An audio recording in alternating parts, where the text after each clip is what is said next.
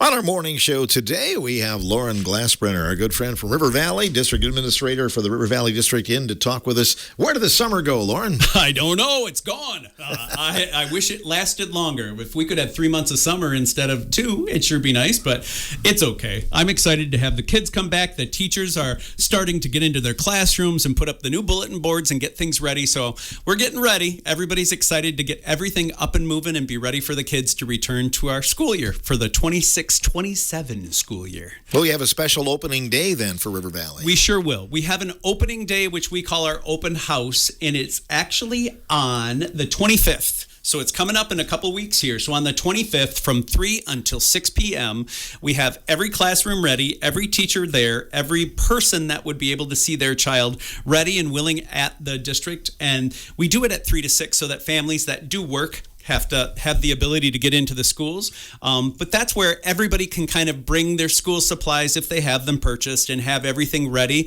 We actually will have a clothing swap that day. We'll have some free school supplies around so any family of need feels like they can get ready as well. So on that Tuesday, the 25th, we'll have a great big open house.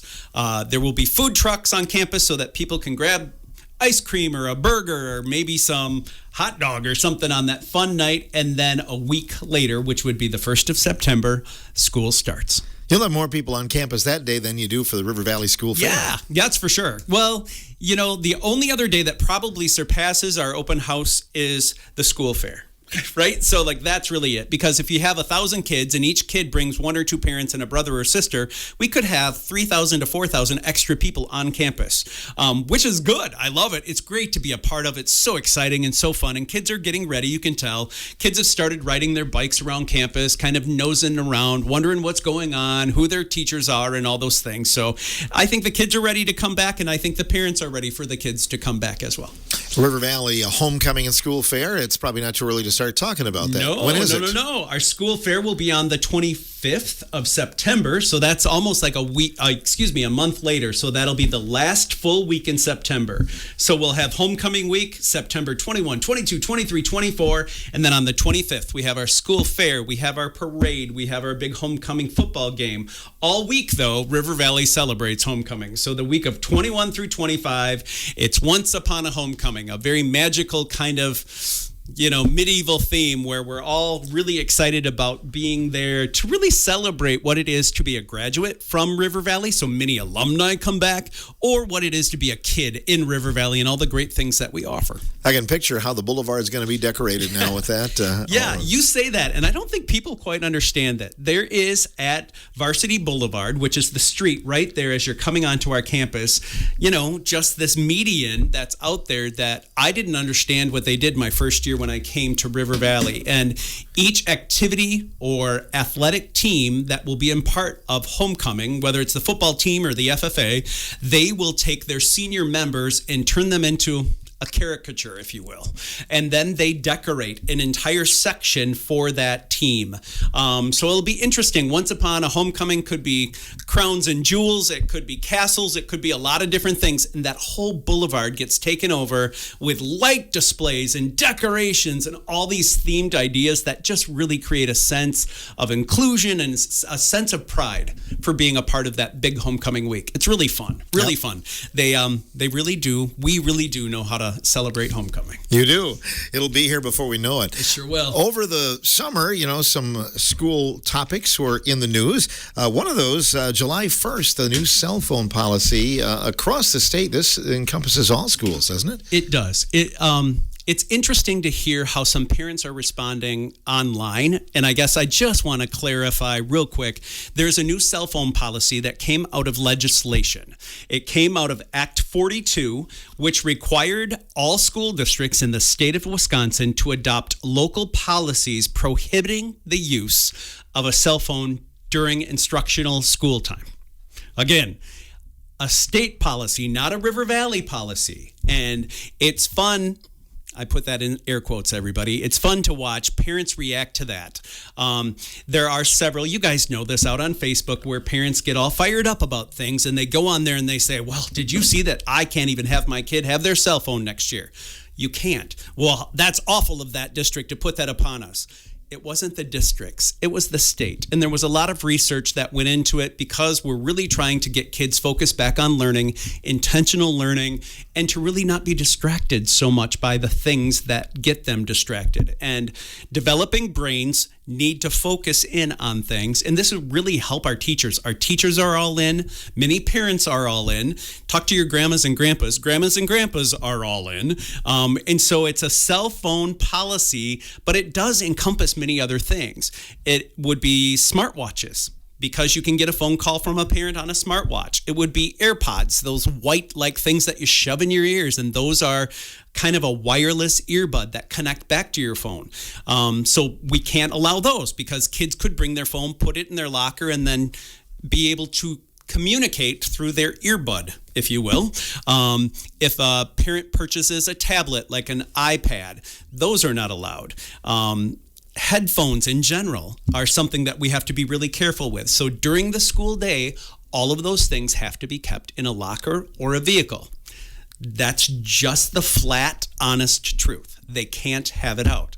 Now, do districts provide technology? Of course we do. In River Valley, we have a Chromebook, which is basically a Microsoft Pad or whatever you want to call it, but a Chromebook for grades 3 through 12. Kids are still going to have computers.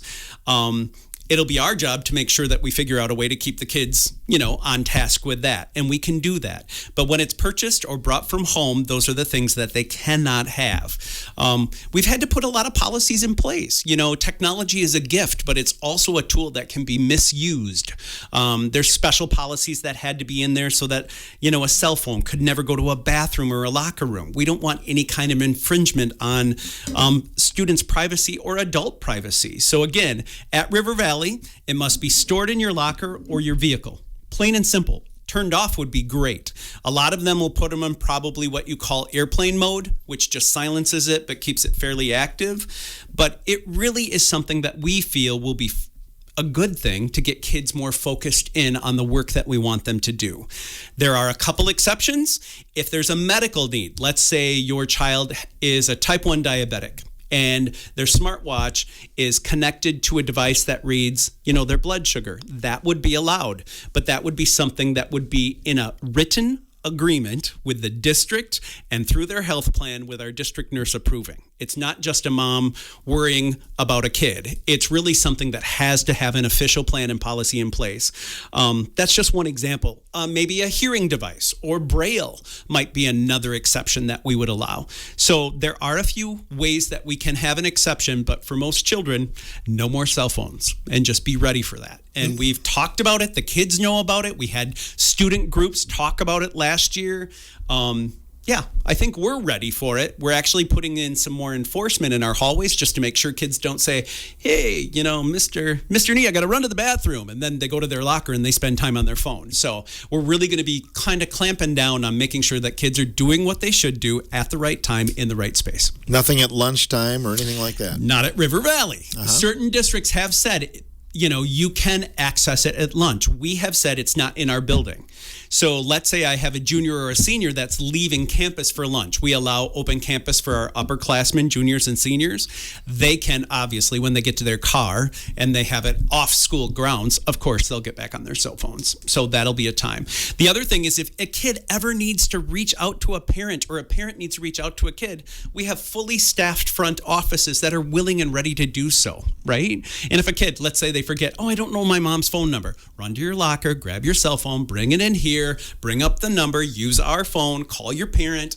We're all in to help kids communicate with families, just not through personal cell phones during class or instructional time in our hallways or in our classrooms. Right. I was going to say you have very capable people at the front desk. Absolutely. And within a minute or two, you probably have that communication going. Very true. Very true. So I think it'll be something that will take a little getting used to because I think some kids have really become reliant upon their cell phone as communication. And there are many forms of communication, and this will get our kids back to a different kind of communication. And a lot of people are excited about that opportunity. I don't know if you had a chance to see Toy Story 5 this summer. I have not yet. My son did go. I haven't heard about it. He said it was great. I think that's a must-see, kind of along those lines of cell phones and technology and kids. And the bottom line, the moral was just moderation. There's a time Absolutely. for playing and imagining and making eye contact and maybe, but I think that, they hit a home run with that. I think it's really needed right now. I appreciate that. I'll have to really watch it with that context in mind. But it's also like we have to understand that if a kid, and I'll say a kid, anybody between the ages of 0 and 25, their brain development has been transitioned to something different because they grew up with technology their whole life. Right? So, but if you're in your mid 30s, you can remember when the first cell phones were around. I'm in my mid 50s and I can remember my first BlackBerry and my first flip phone. I didn't use it for my brain development, but anybody kind of from that 25 to 30 range all the way down, they grew up with cell phones as they were infants around them. And there's a lot of research out there on how that changed the way they developed communication, the way they developed attention span, the way they developed kind of how to research things. The cell phone and technology in general have changed the way that human brains are wired.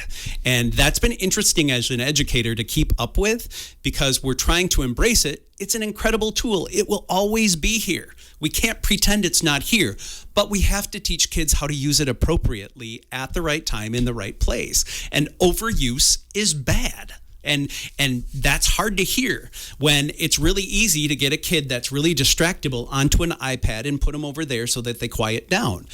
I get why it's a great fix, but it's also maybe not always the most appropriate fix. And we have to be really careful on how we use it with kids. Those of us as grandparents and parents, and adults, we have to moderate our own too. Yeah, around our that's kids for sure. We're modeling, right? It's really interesting when you go out to eat. You imagine, and again, if you go out to eat somewhere at a fairly nice restaurant, just set your phone down and look around. Most people are still using their phone, and it's right by their plate while they sit and eat. And I think it just makes me think about being around a dining table and fighting for the last pork chop as a family. Like that idea is, everybody would have been on a device now, and we've got to, go back to olden days, but I think we just need to get back to better communication and make sure that we have the skill of communicating in honest, open, fair ways without the use of technology. Indeed. So it sounds like every district will have kind of their own policy then. Yeah, the basic premise, there'll be a little bit different language, but it came from our lawyer, right? Like there's basically 5 legal teams that help run every school district in the state of Wisconsin,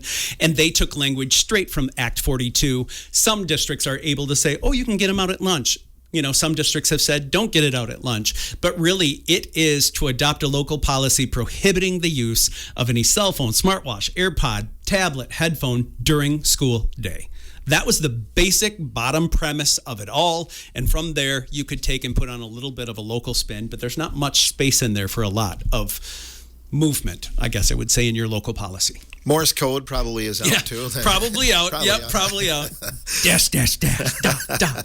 Yeah, here we go. Well, kind of dovetailing that in a little bit, AI use. Yeah, so artificial intelligence is another thing that I think if I sat down and talked to my dad about how AI use is around in his daily life, he'd be like, what are you talking about?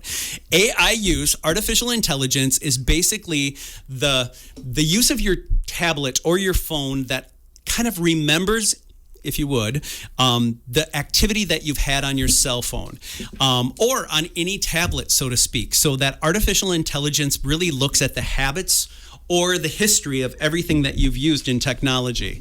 And we've had to also in districts create policies around AI use, because if we assign a task for an upper level student, let's even just say for grades 6 through 12, and we say, hey, we want you to go research, if you will, the history of the Civil War and how it affected Sauk County or Richland County, right?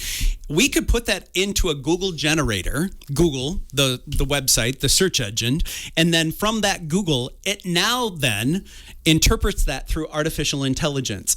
But when I put that into my computer remembers that Loren Glasbrenner has a district in Sauk County, Richland County, and Iowa County. And so it starts to go back to the history of my use within technology and bring forward information based on my research habits.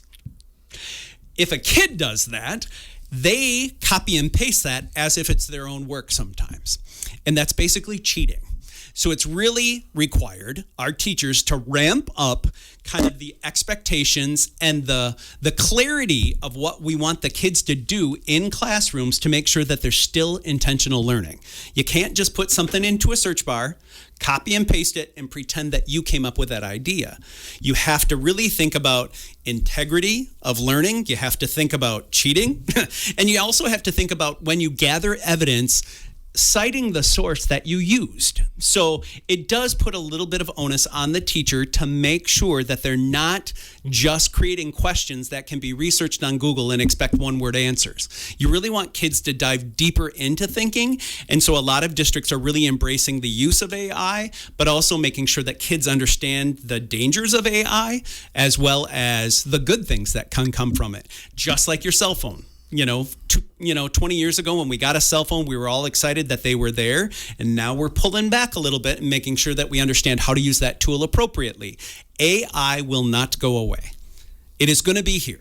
It's another artificial intelligence process that we will have for the rest of our lives. So as a school district, we have to embrace how are we going to use it effectively, authentically, and get kids to understand, in order to have sound learning integrity, we've got to be transparent about what we're doing. So just fess up. Yep, I used AI for this part. Here's what it told me. I took that part. I went over here. I researched this part. And it really makes the kids think about what process or strategy did they do to complete that assignment, if you will.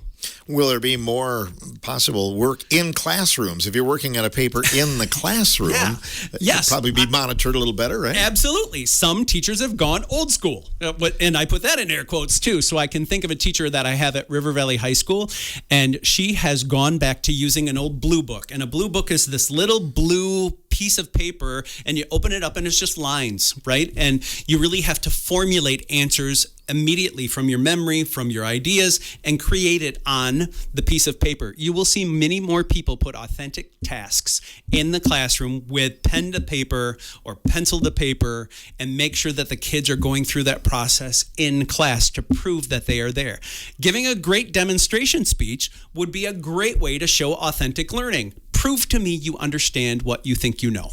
Okay, prove it. Get up, show me some props, present it, show us the process. Great. What another great thing. So presentations such as that show us that the kid did have the learning, that it's authentic, that it shows integrity, and those are all the things we want to do.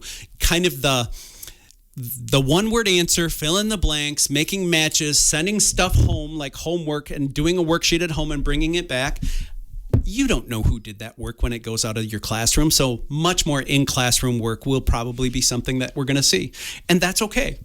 Or while they're giving that presentation, talk about how you learned this from AI that led you down another path that made you research something else, and just be, again, transparent and upfront with all the learning that you had, but also citing the source. Oh, I got this from Google AI, or I got this from ChatGPT, and that led me to researching something else.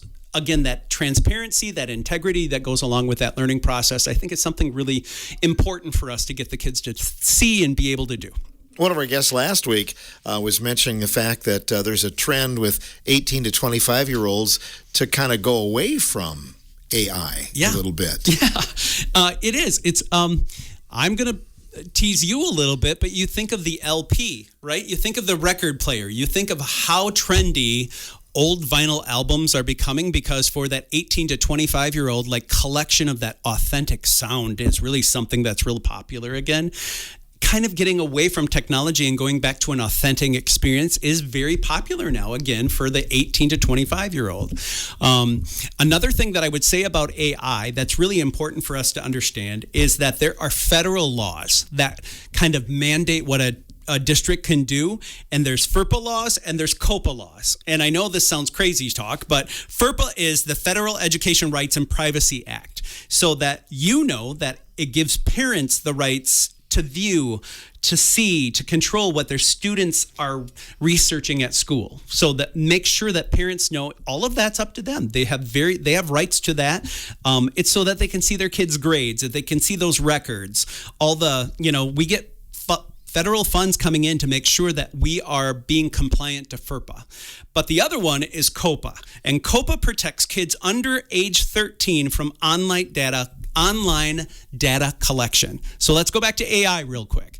If a kid uses Google and they're under 13, that Google site may be keeping a history of their activity, and that's something that a district is then responsible for on a Chromebook that we would give them to say, nope, you can't use Google. You must use this other website, which does not keep your history, and it does protect you more from the collection of your website addresses and things. So COPA is something that we have to be really careful for. And COPA really hits for any grade kind of 4K up through grade 7 or 8. So it's something that we have to be really careful for. And there are very few, like I'll again give you the example of ChatGPT as being a really popular AI kind of site.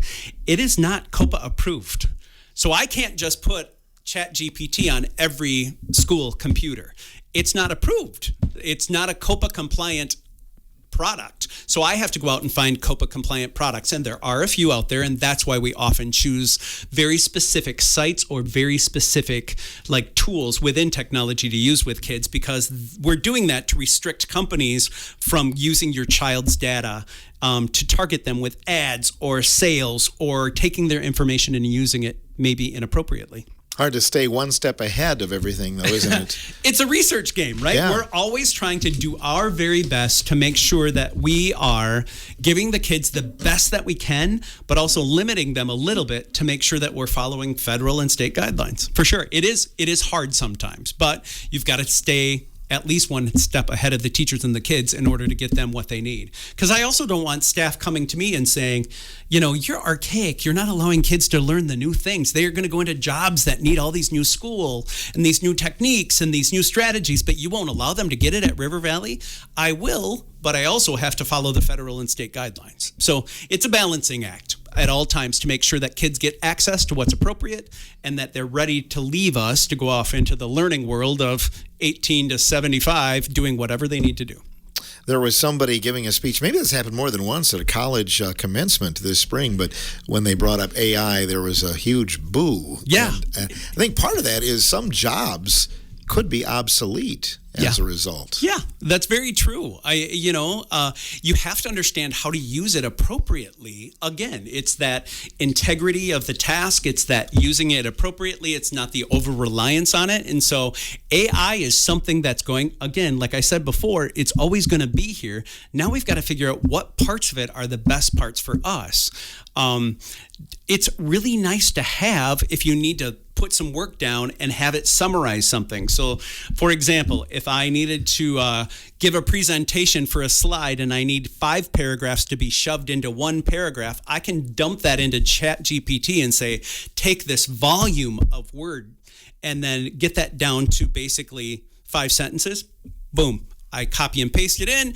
It synthesizes and redoes it for me in 10 seconds. Great. That's a nice use of it. I had the original work. It took my work and turned it into something new. And then I just have to cite that I used that tool, which would maybe be ChatGPT, to get down to a much shorter text. Great. Time saving, great use of it. You're being authentic because you're putting in your own work. If you just put in a question that says, write a 5-paragraph paper for me that summarizes what happened in Of Mice and Men by John Steinbeck, and plop, it puts it out there, and you copy and paste that over to a Word document and then turn it in and say, golly, that was a great book, and you never read it. There's a problem, right? So you just got to make sure that we can go back and forth and use it in the best way. Used to be able to buy the Cliff Notes, right? Yeah, we had Cliff Notes. Cliff Notes, that would have helped. Back in the 80s and 90s. Back in the day, that would have helped. I love that. We'll be back with more in a moment. Loren Glasbrenner, our guest from River Valley Schools, and we'll be back with more in a moment.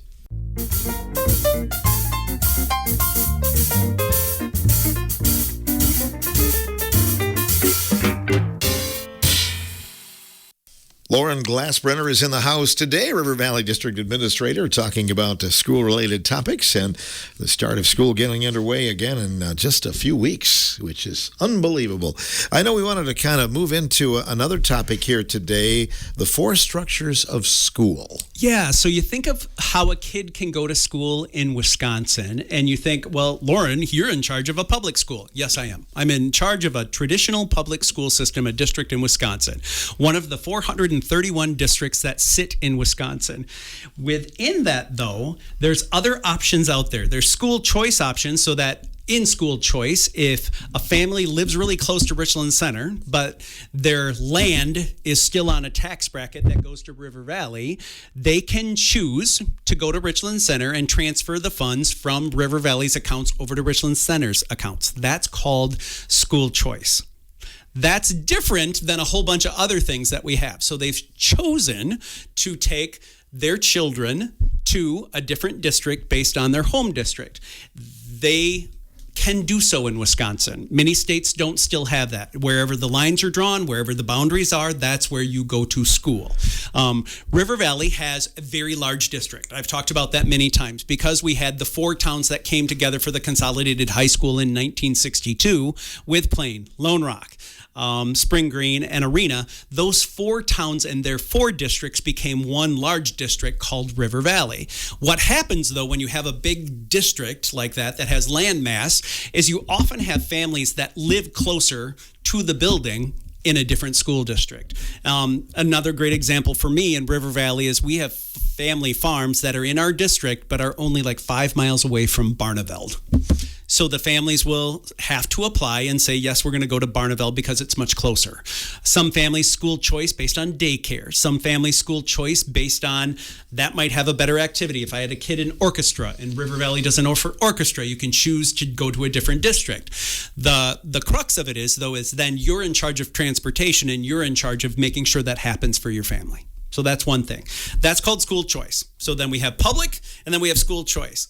There's also something out there called charter schools. Charter schools are still public options, but those have to be married under the district's umbrella. So Richland Center, for example, has a couple virtual schools. Those are virtual charter schools. They're part of the Richland Center district, but they are under the auspices of Richland Center. So that's a charter school. River Valley used to have a small charter school out at Arena, and it was called the Studio School. That has phased out, but that is still part of River Valley. So then we have the public school, and then you have the charter public school. It's kind of a school within your school district. Then we also have private schools. Private schools are what you might go to for like a St. Luke's or a St. John's, right? Those are private schools, and you have to pay as a parent out of pocket to go to those school districts. Those private schools are usually within the district's boundaries. For, again, River Valley, I'll just give you the example of St. John's, which is a small Catholic school right in the heart of Spring Green. You can choose to have your child go to this wonderful little private school that has more of a Christian basis. You have to pay out of pocket for the tuition, but if there is a special need for Title I, maybe some reading, maybe some special education, or for transportation, it's still the district's job, my job, to make sure that I'm offering those services for you. So that's 3 so far, right? We have the traditional one, we've got the charter ones, and then we have the private ones. The other one that's out there has become a big political hotbed of questions. The 4th system that we have is private school choice voucher. It started a long time ago, back in the 1990s. I think it was 92 possibly, down in the Milwaukee area. And that private school voucher program officially was called the Private School Choice Program, and it was funded by state tax dollars. And it was really for specifically Racine and Milwaukee counties back there, where they were trying to give some families that had great need, maybe low income, to go to a private institution. And they had caps on them, and they had all these kind of limiting factors. Many of those are religious schools as well, but they were using public funds to pay for that voucher program. There are actually 4 voucher programs that are approved in Wisconsin, and I don't really need to list them off, but there's the Milwaukee, the Racine, and then there's also Wisconsin Parental Choice Program there. What's interesting, though, is there was a cap on that voucher program, and that cap kind of starting back in the 90s had a 1% increase up until the 26-27 school year, which is this year. And so that cap is coming off, which means many of our private schools might have the opportunity to become part of a voucher school. And that would mean that more local dollars would go to pay for private schools. And that scares public schools. We're already fighting to keep the doors open and to do all the great things that we continue to try to do. And so we're really worried about the removal of the cap, that district level participation. But we're also worried that they're funding those schools. I don't know how to say this, Phil. I'm trying to say it the right way. I guess I'll give you an example. To go to a voucher school, a high schooler, currently for that program, if that school in the private voucher system gets $12,700 plus per kid, we get less in the public school system now. So those voucher programs have grown so rapidly and grown exponentially that they now are getting more money than a typical public school district. For example, in Richland County, in Sauk County, in Columbia County, in Iowa County, there are very few voucher programs out there. That, in my mind, okay, but I end up as a district being a pass-through of those dollars. So no matter if I want to or not, every year I have to give some of the River Valley school budget to the private school voucher program. And this last year it was more than $100,000. I think it was somewhere around $150,000. I ship back to the state of Wisconsin so that they can continue to afford this voucher program. And it's not for schools around here. It's for schools down near Milwaukee and Racine. And when I explain that to your typical voter, they're like, well, they can't do that. They can't take River Valley tax dollars and ship it all the way down to Milwaukee, but they do. Right? And so as people are learning more about candidates, there's going to be a primary tomorrow, or as we get towards November, I just want them to be informed on the 4 types of schools that they are paying for out of their tax dollars. Again, you have your traditional school, your typical public school district. Tax dollars funded. Charter schools, those are under the umbrella of a typical school district, tax dollars. Private schools, you would say private schools have tuition, but there's still tax dollars to pay for transportation. There's still tax dollars to pay for special education. But the biggest, I don't know if I'd say offender, but the biggest one that surprises people is that private school choice voucher program, which is highly popular down in a different part of the state. Their taxes are paying for that too. And I just want people to understand kind of those 4 structures within the K-12 education system within Wisconsin. We've talked many times in this program about school funding, and can you see that changing down the road? I mean, that's $1 million question, I know, but it is $1 million question. Again, is there a chance that it might turn around? It's going to have to. We cannot afford to continue the way that we're going. I don't know how else to say that. You just saw Hustisford. Hustisford is a cool little district that's down in the Dodge County area. So Hustisford, if people want context, is kind of south of Beaver Dam, over by Horicon. It's kind of a smaller district down there. Again, Hustisford, just as a school board, took a vote to dissolve. They don't have enough money anymore to keep their small school district there. So they voted to dissolve, which means all the kids that are in their boundaries now have to be shared out if the state allows this dissolvement.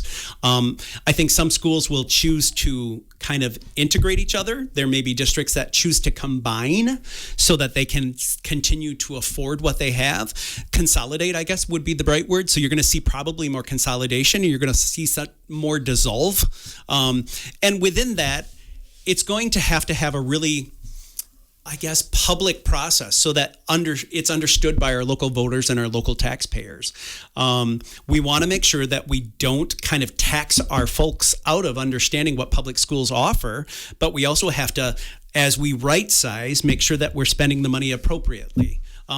It's no surprise that we have fewer kids in Wisconsin than we've ever had before. It's no surprise that Wisconsin has a great statistic right now that's called brain drain, so that as kids get a bachelor's degree and they grew up in Wisconsin, or if they get a master's degree and they grew up in Wisconsin, they're leaving Wisconsin. And so our population's going down, and naturally the districts are going to get smaller.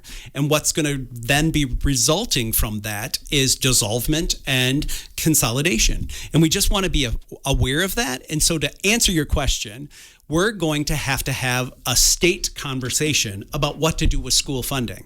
We can't afford 4 different systems. I gave you the 4 systems before between voucher and private and charter and public. We can't afford those 4 systems in the way that we're continuing to do it right now because it's out taxing our citizens. And I think that's something that our legislators are going to have the guts to jump into. And I know there are some that are ready to do it. I think it's going to be a big topic of conversation as we hit that November election time. So I want all listeners out there to just be aware of the 4 systems and to call your local school district and make sure they understand what's going on. I'm not trying to hide anything. Of course, I'm an advocate for public schools. That's what I've spent my whole life doing. I think public schools are the great leavening. It levels the playing field for any child. If you come from a family that's destitute or a family that's wealthy, you can get the same experience in a public school. And I love that. It's a great leveling. It provides opportunity to any child based on their intelligence, based on their communication skills, based on the empathy that they have within their system. And I believe public schools are something that is a part of a great democracy so that everybody can have a voice. They're governed by public people. They're governed for the betterment of your communities. I love public schools. I'll always be there. But with these other 3 systems, it requires us to be very aware of what's out there. So again, I have one of the best jobs in the world to be a part of a public school system. There's going to be changes in the next 10 years or even the next 2 years if we're going to continue in the way that we're doing things, because I can only hear concern from my citizens out there that are saying, Loren, I think you're doing a great job, but I can't afford it anymore. What are we going to do? And that's really not a Loren answer. Then it goes to the legislators to get the funding formulas changed to make sure that we are aware of where all our dollars are going. You can only go to referendum so many times. Yep. Brian Cry, my friend, always calls them a never-endum, right? Never-endum, yeah. Never-endums. And we want them to be something of the past, right? We shouldn't have to come every 3 to 4 years to say, hey, should we continue offering these great things to public schools? We should be able to take our tax dollars and be able to afford that basic education for kids. So it's something that's out there. Again, as you go to your primary or as you go into November, just be aware of what's happening with school funding. I'm not advocating for one or against another. I'm trying to be apolitical here, but I want people to be well informed, and that takes the responsibility of them to research some things. Do you ever get any senators, assembly people stopping by? Yeah, absolutely. Yeah? Howard Markline will come by and see me once in a while. I see Sarah Kieski. I see Karen DeSanto. I see some of the candidates, some of them that are fighting against those folks want to come by right now. So there's a lot of people in primaries right now that are really using school funding as a way to become more interested and to kind of grab the attention of voters. So again, I just wanted to bring up those 4 options so that I could be part of that projected, proactive kind of, these are the 4 systems, and be aware of them. Indeed. Well, we're off and running. I know your football players are on campus right now working out. Yes, they are. It's great to see them. It's great to see everybody. The cross-country teams will be starting soon. All the volleyball teams will be starting soon. The soccer stuff will be starting soon. It's an exciting time in any school district to get the summer over and to get the fall beginning. And I know I think I'm going into year 36. It's still exciting for the first day of school to see kids come, be ready for those things like our open house. Oh, one more thing I should announce about that open house that's coming up on the 25th. That's picture day. So you want your kid to look good, right? So make sure that you understand that. And all the letters come out from your schools and they start to get, oh, you're in Mrs. So-and-so's class and all that stuff. So it's an exciting time. And we're excited to have the kids back on our campus. We've worked hard to get it all ready to make sure it's clean and it's prepped. And we're excited for another wonderful school year. Yeah, we always look forward to having some of the students on. I think some of the FFA students are coming in later this month. They'll get you the rundown of that school fair more than anything. And during homecoming time, that's an exciting time for us. So in the Valley, we come back to school and we get ready, right? You get ready for basically 3 weeks from there is the school fair and homecoming. So we really we move right ahead. And so from there, it just flies by. It absolutely flies by. So we don't take anything for granted, but we also want to make sure everybody is communicated to and that they're ready to go on those opening days. So again, the 25th opening day, it'll be our open house from 3 till 6 on the River Valley campus. And then a week later on September 1st, we're ready for your kids to come back. Some highlights over the summer, too. I know you have some kids involved in the arts, some musical kids that have been doing some summer camps and things like that. Absolutely. Whether it's an FFA camp or whether it's a music camp or a band camp or whether they, take an internship at some of these places, it's been really fun to see the kids stay actively engaged. Even finishing up summer school, right? Like we just had elementary summer school finish for the second time. So it's just trying to make sure that we celebrate kids and that we're there to offer them the great things they need. Is it a musical year this year? It'll be a musical year. Yep. There'll be one coming. Have they announced it yet, or? They have not.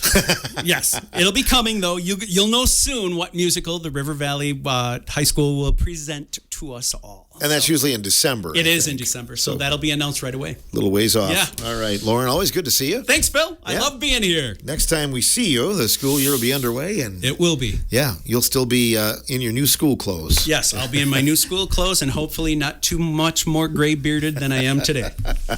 Loren Glasbrenner, River Valley District Administrator, our guest on today's morning show.